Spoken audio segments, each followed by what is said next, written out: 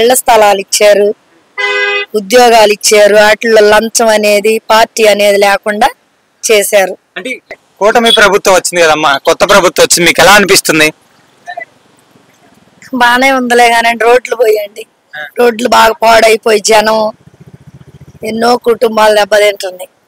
అది కార్డులు లేవు, రేషన్ కార్డులు కావాలి కొత్తగా.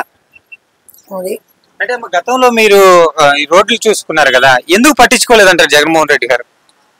ఏం తెలుసయ్యా. మరి చంద్రబాబు నాయుడు గారు మేము ఎక్కడున్నా గుంతలున్నా బుడుస్తా అంటున్నారు కదా. శుభ్రంగా చేస్తాడు, రోడ్లు మాత్రం చేస్తాడు బాగా. చూసుకుంటే ఈ తెనాలి రోడ్డు మీకు ఎలా అనిపిస్తుంది? తెనాలి రోడ్డు బాగా పాడైపోయింది.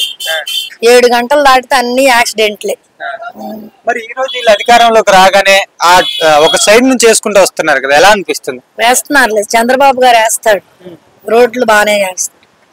మరి ముందు ముందు రోజులు ఇదే తెనాలి ఎలా చూడబోదాలనుకుంటున్నారు? చేస్తే మంచిగా చూస్తాము, లేకపోతే గుంటల రోడ్ లాగే ఉంటామే. ఉందండి అమ్మ, జగన్ హయాంలో మీకు ఎలా అనిపించింది? మాకు బానే ఉందండి, నాకు బానే ఉంది.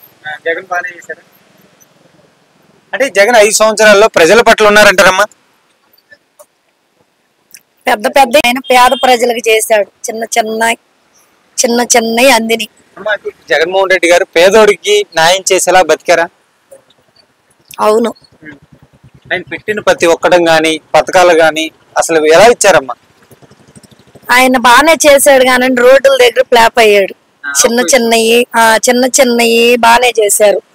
ఇళ్ల స్థలాలు ఇచ్చారు, ఉద్యోగాలు ఇచ్చారు. వాటిల్లో లంచం అనేది పార్టీ అనేది లేకుండా చేశారు. అంటే జగన్మోహన్ రెడ్డి గారు ఏ మీటింగ్ పోయినా మన కులం లేదు మతం లేదు అన్నారు కదా, అలాగే చేశారు.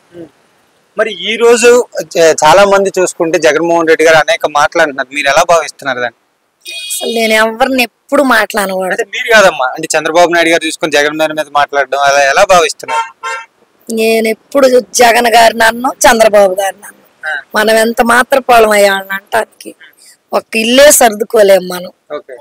అలాంటప్పుడు అంత సర్దాల్సిన వాళ్ళని మనం అనకూడదు, అది అనను. అమ్మా, అంటే జగన్మోహన్ రెడ్డి గారు స్కూల్ విషయంలోకి వచ్చే లోపల మీకు పథకాలు గాని మహిళలకి అమ్మఒడి ఇవ్వడం గాని ఎలా అనిపించిందమ్మా అప్పుడు?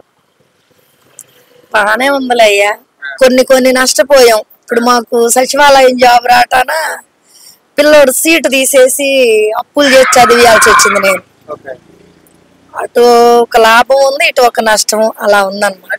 జగన్మోహన్ రెడ్డి గారు చేయగలిగినంత చేశారంటారు ప్రజలకి? చేశారు.